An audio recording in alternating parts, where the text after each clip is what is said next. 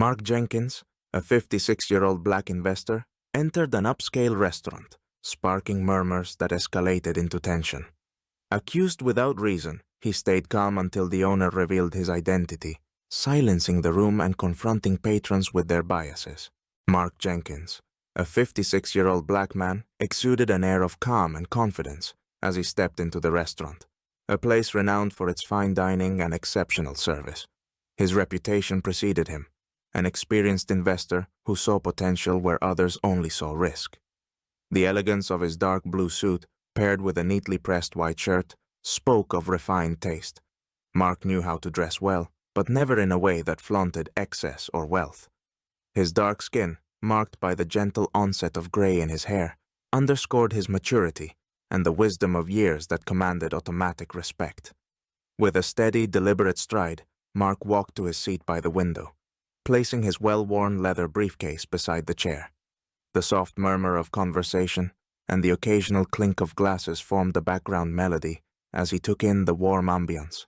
The staff moved with practiced ease, seamlessly tending to tables and ensuring a flawless dining experience. For a moment, Mark closed his eyes, taking a deep breath as if savoring the subtle mix of aromas that spoke of gourmet dishes and aged wines. It didn't take long for the atmosphere around him to shift. At a table just a few feet away, a small group of middle-aged, well-dressed men and women exchanged glances. Their polished exteriors and curated laughter gave way to a collective tension as they began to whisper. Their eyes darted to Mark, then back to each other, their faces etched with subtle irritation and confusion. "What's a drifter doing here?" The words, barely audible over the ambient noise, reached Mark's ears.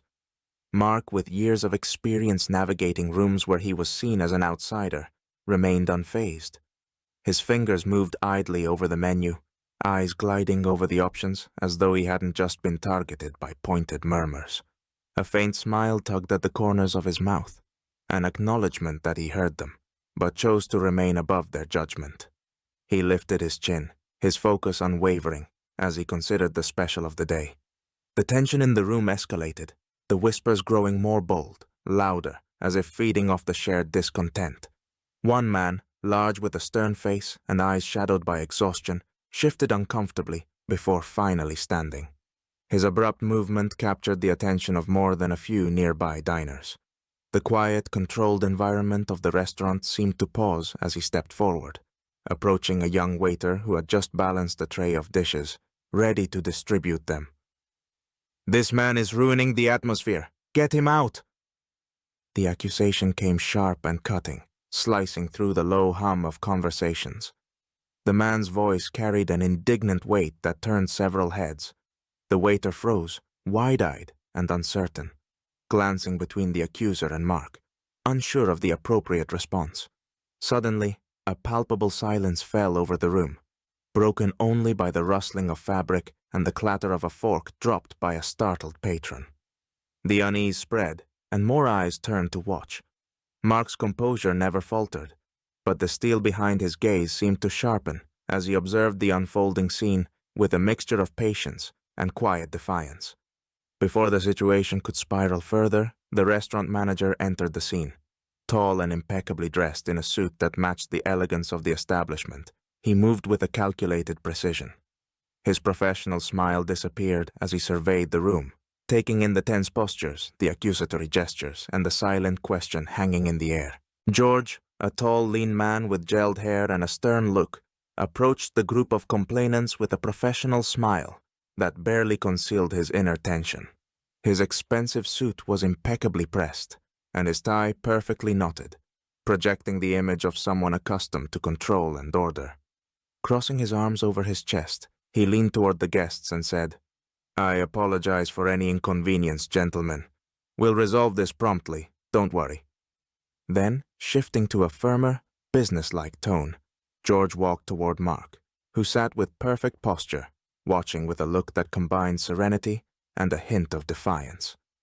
Their eyes met, and Mark's gaze held no fear or anger, just a cold determination. "Sir, we've received complaints. I'm afraid I must ask you to leave," George said with a voice that mingled formality and barely discernible tension. Mark raised an eyebrow slightly, as if assessing the manager, but when he spoke, his voice remained calm and steady. "Are you sure that's the right decision, Mr. George?" he said, pausing just enough for the question to resonate with subtle but significant weight. George felt a sudden sense of unease, though he couldn't pinpoint why. Something in Mark's tone and composed expression suggested he might have underestimated him. The seconds dragged on like an eternity, as George, fighting his doubts, persisted with even more insistence. "I'm afraid it's necessary, sir. Please understand." At that moment, the restaurant owner, Thomas, a man in his mid-50s with thick dark hair and distinguished gray streaks at the temples, entered the room. He moved with the assurance of someone used to resolving issues, and his sharp eyes immediately registered the unusual tension. Thomas knew Mark well. They had recently discussed details of a major deal, and his appearance signaled one thing: a shift was about to occur. Thomas quickly assessed the situation, noticing the blend of curiosity and tension on the patrons' faces.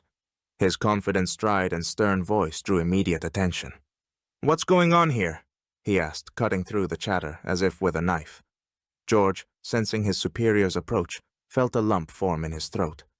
"Sir, there was a situation where some guests expressed dissatisfaction with—" George began, but his voice faltered under Thomas's increasingly stern gaze.